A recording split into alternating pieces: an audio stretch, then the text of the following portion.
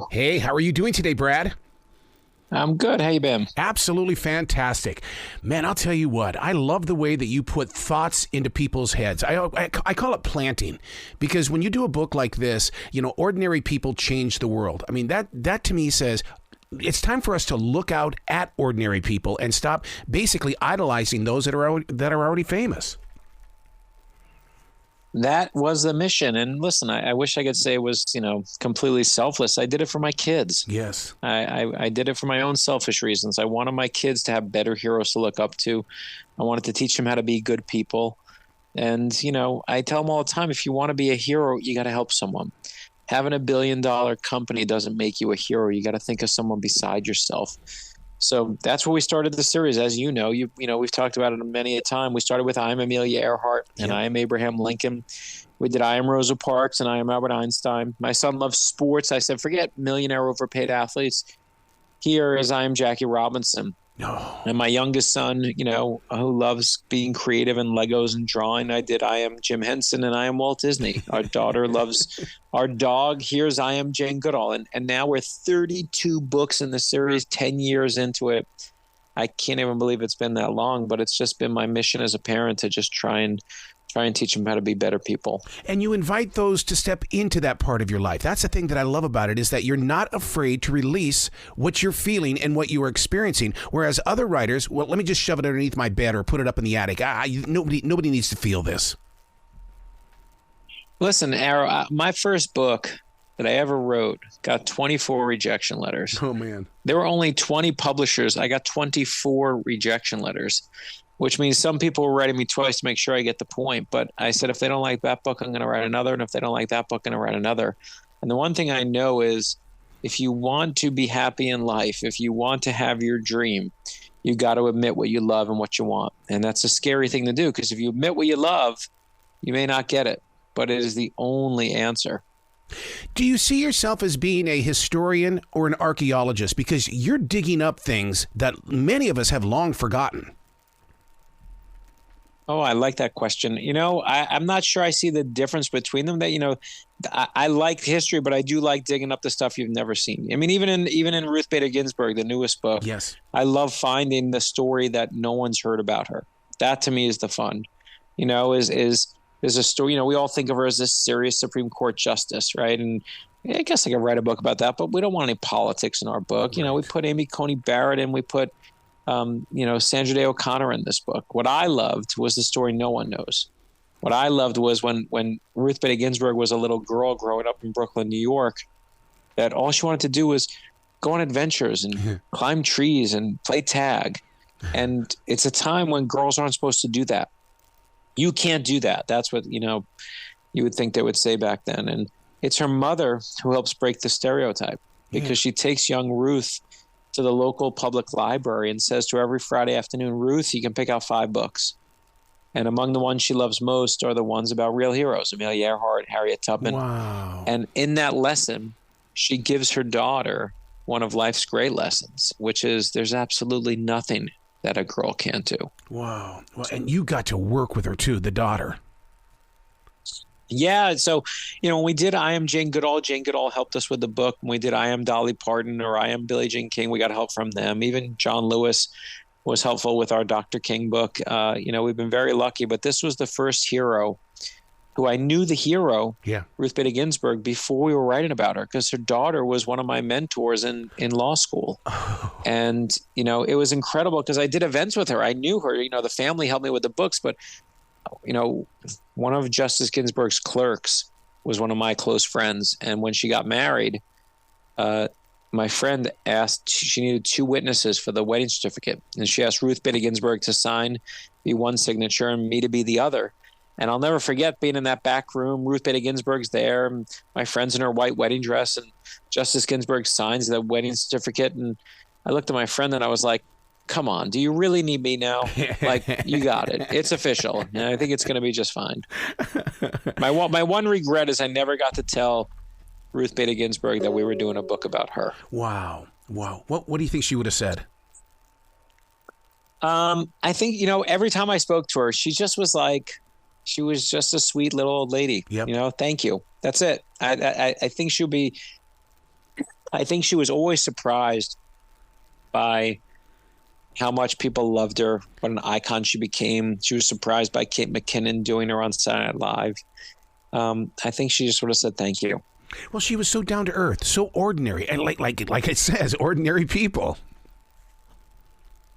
That is it. I mean, and that's what we forget. You know, when Ruth Bader Ginsburg was a little girl, instead of having birthday parties, her mom used to take her to the local Jewish orphanage, and they would give away ice cream to the orphans.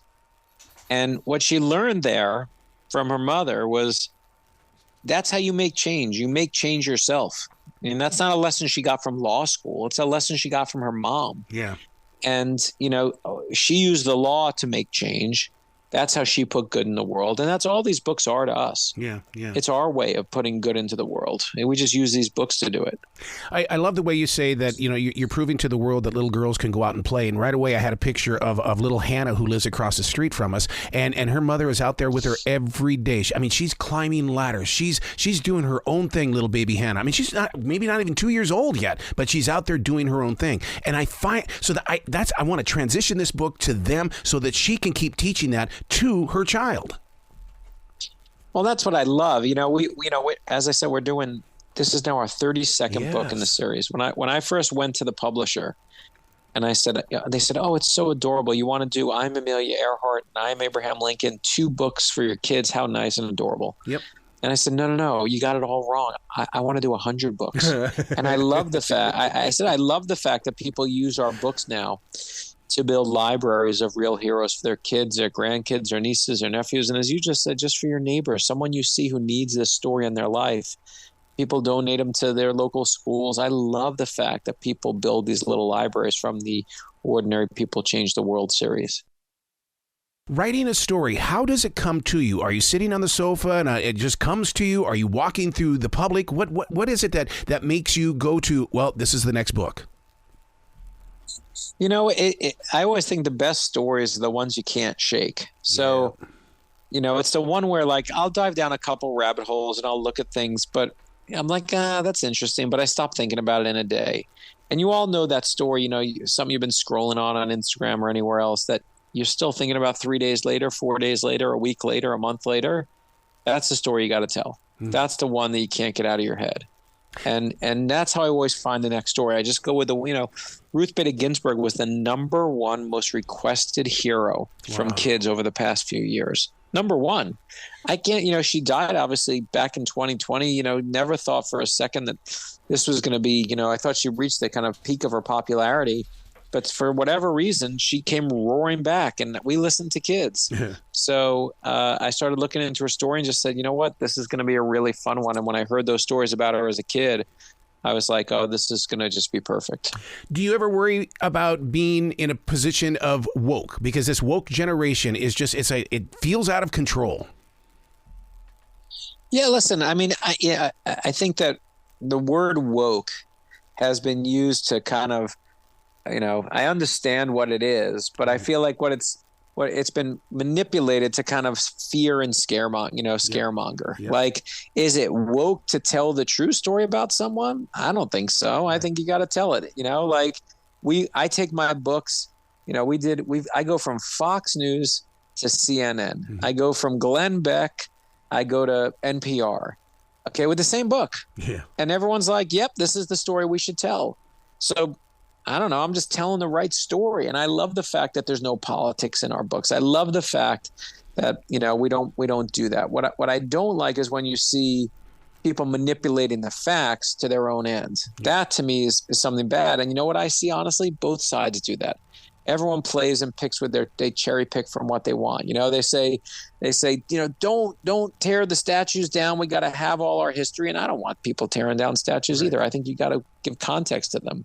But I also see that same group saying, you know what, let's pull these stories out of the library. Well, which is it? You want to keep all the history? Or you just want to keep the ones you want? Yeah. That's a little bit of hypocrisy, but we turn our noses up at, right? Because we like our politics. And to me, what we have to do is, instead of, and the one thing I learned, this is what I love about Ruth Bader Ginsburg. It was Ruth Bader Ginsburg's best friend on the Supreme Court was? It was Scalia. Really? That was her best friend. Scalia was her best friend. And why are Scalia and Ruth Bader Ginsburg's Why are they the two best friends? Because they're the two smartest ones. And despite the fact that they may disagree politically, they can still be friends. Yep. And I know that may sound like something trite or, something, but that's an idea worth fighting for, man. Yeah. And I think if we took a little bit of time and stopped, trying to pick fights and try to find, I always say, if you're listening to one news source for your news, you're not an informed person. Yep. You got to listen to the other side, whatever your side is. It'll frustrate you. It'll drive you crazy. It'll make you mad. But you will realize they're human beings too, and that to me is the more important part than picking buzzwords and pointing fingers. Oh my God, you just described me, because that's exactly what I do. I try to go to every single thing because I don't want to be one-sided. Now, one of the things that I love about your books is that, and Hollywood is so sick with this, is that everything is based upon. You don't play that game. You tell the story. It's not based upon.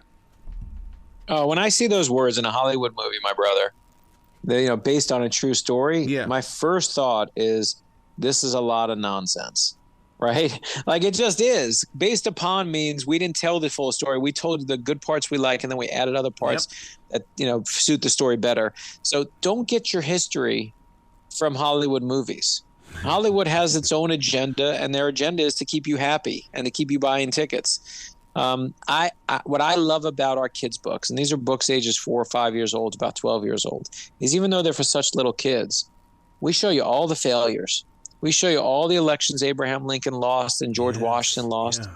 We show you what Rosa Parks went through that day when she faced that bus driver the first time, because she faced him before. Yep. And she didn't say anything the first time. We show you what Dr. King went through as a little kid when he was really angry and mad at the world when someone told him he had to sit at the back of the bus. He lost his cool. He's not perfect. Even Mr. Rogers, when he's a little boy being bullied, loses his temper. But everyone you look up to, whether it's Rosa Parks, Dr. King, Mr. Rogers, Ruth Bader Ginsburg, anyone else, whoever you look up to, your hero is, had moments where they were scared and terrified and didn't think they could go on. Yeah. But they do. And that's not the flaw of their story. That's the beauty of it. And I think, to me, don't get your history from Hollywood movies. Brad, how can somebody reach out to you to get your books, to find out more about what you're doing, and to give you some love? No, listen, you can find us obviously on all social media at Brad Meltzer, Instagram, Twitter, everywhere else, and Facebook, and you name the platform, we're there. But if you go to bradmeltzer.com, and it's Meltzer is like seltzer that you drink, but with an M like Mary. Yeah. You can email me. You can tell me your suggestions for the next hero.